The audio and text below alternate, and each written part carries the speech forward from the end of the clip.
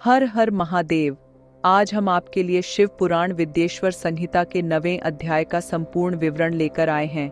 इस अध्याय में लिंग पूजन के महत्व को विस्तार से बताया गया है और यह समझाया गया है कि शिवलिंग की पूजा से भगवान शिव की कृपा और मोक्ष की प्राप्ति कैसे होती है।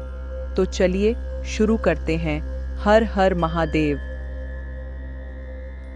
9वां अध्याय, लिंग पूजन का महत्व। नंदिकेश्वर कहते हैं, ब्रह्मा और विष्णु भगवान शिव को प्रणाम कर चुपचाप उनके दाएं बाएं भाग में खड़े हो गए। उन्होंने पूजनीय महादेव जी को श्रेष्ठ आसन पर बैठाकर पवित्र वस्तुओं से उनका पूजन किया।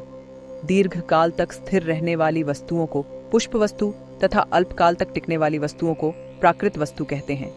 हार, नूपुर, कियूर, किरीट, मणिमय कुंडल, यज्ञोपवीत, उत्तरीय वस्त्र, पुष्पमाला, रेशमी वस्त्र, हार, मुद्रिका, पुष्प, तांबूल, कपूर, चंदन एवं अगरू का अनुलेप, धूप, दीप, श्वेत छत्र, व्यंजन, ध्वजा, चंवर तथा अनेक दिव्य उपहारों द्वारा, जिनका वैभव वाणी और मन की पहुंच से परे था, जो केवल परमात्मा के योग्य थे, उनसे ब्रह्मा और विष्णु ने अपने स्वामी महेश्वर का पूजन किया। इससे प्रसन्न होकर भगवान शिव ने दोनों देवताओं से मुस्कुराकर कहा, पुत्रों, आज तुम्हारे द्वारा की गई पूजा से मैं बहुत प्रसन्न हूँ। इसी कारण यह दिन परम पवित्र और महान होगा। यह तिथि शिवरात्रि के नाम से प्रसिद्ध होगी और मुझे परम प्रिय होगी। इस दिन जो मनुष्य मेरे लिंग अर्थात निराकार रूप की या मेरी मूर्ति अर्थात साकार रूप की दिन रात निराहार रहकर अपनी शक्ति के अनुसार निश्चल भाव से यथोचित पूजा करेगा, वह मेरा परम प्रिय भक्त होगा। पूरे वर्ष भर निरंतर मेरी पूजा करने पर जो फल मिलता है, वह फल शिवरात्रि को मेरा पूजन करके मनुष्य तत्काल प्राप्त कर लेता है। जैसे पूर्ण चंद्रमा का उदय समुद्र की वृद्धि का अवसर है, उसी प्रकार शिवरात्रि की तिथि मेरे धर्म की वृद्धि का समय है। इस तिथि को मेरी स्थापना का मंगलमय उत्सव होना चाहिए। मैं मार्गशीर्ष मास में आर्द्रा नक्षत्र से युक्त पूर्णमासी या प्रतिपदा को ज्योतिर्मय स्तंभ के रूप में प्रकट हुआ था।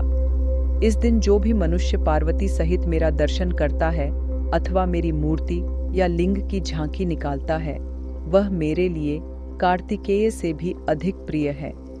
इस शुभ दिन मेरे दर्शन मात्र से पूरा फल प्राप्त होता है। यदि दर्शन के साथ मेरा पूजन भी किया जाए तो इतना अधिक फल प्राप्त होता है कि वाणी द्वारा उसका वर्णन नहीं किया जा सकता। लिंग रूप में प्रकट होकर मैं बहुत बड़ा हो गया था, अतः लिंग के कारण यह भूतल लिंग स्थान के नाम से प्रसिद्ध हुआ। जगत के लोग इसका दर्शन और पूजन कर सकें, इसके लिए यह अनादि और अनंत ज्योति स्तंभ अथवा ज्योतिर्मय लिंग अत्यंत छोटा हो जाएगा। यह लिंग सब प्रकार के भोग सुलभ कराने वाला तथा भोग और मोक्ष का एकमात्र साधन है। इसका दर्शन, स्पर्श और ध्यान प्राणियों को जन्म और मृत्यु के कष्ट से छुड़ाने वाला है। शिवलिंग के यहाँ प्रकट होने के कारण यह स्थान अरुणाचल नाम से प्रसिद्ध होगा तथा यहाँ बड़े बड़े तीर्थ प्रकट होंगे। इस स्थान पर रहने या मरने से जीवों को मोक्ष प्राप्त होगा। मेरे 2 रूप हैं, साकार और निराकार। पहले मैं स्तंभ रूप में प्रकट हुआ, फिर अपने साक्षात रूप में। ब्रह्म भाव मेरा निराकार रूप है तथा महेश्वर भाव मेरा साक्षात रूप है। ये दोनों ही मेरे सिद्ध रूप हैं। मैं ही परब्रह्म परमात्मा हूँ। जीवों पर अनुग्रह करना मेरा कार्य है। मैं जगत की वृद्धि करने वाला होने के कारण ब्रह्म कहलाता हूँ। सर्वत्र स्थित होने के कारण मैं ही सबकी आत्मा हूँ। सर्ग से लेकर अनुग्रह तक जो जगत संबंधी 5 कृत्य हैं, वे सदा ही मेरे हैं। मेरी ब्रह्म रूपता का बोध कराने के लिए पहले लिंग प्रकट हुआ, फिर अज्ञात ईश्वरत्व का साक्षात्कार कराने के लिए मैं जगदीश्वर रूप में प्रकट हो गया। मेरा सकल रूप मेरे ईशत्व का और निष्कल रूप मेरे ब्रह्म स्वरूप का बोध कराता है। मेरा लिंग मेरा स्वरूप है और मेरे सामीप्य की प्राप्ति कराने वाला है। मेरे लिंग की स्थापना करने वाले मेरे उपासक को मेरी समानता की प्राप्ति हो जाती है तथा मेरे साथ एकत्व का अनुभव करता हुआ संसार सागर से मुक्त हो जाता है। वह जीते जी परमानंद की अनुभूति करता हुआ शरीर का त्याग कर शिवलोक को प्राप्त होता है, अर्थात मेरा ही स्वरूप हो जाता है। मूर्ति की स्थापना लिंग की अपेक्षा गौण है।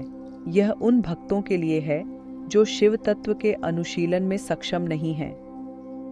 आशा है यह दिव्य ज्ञान आपको शिवमय जीवन जीने की प्रेरणा देगा। अगले वीडियो में हम शिव पुराण के अगले अध्याय के साथ मिलेंगे। हर हर महादेव।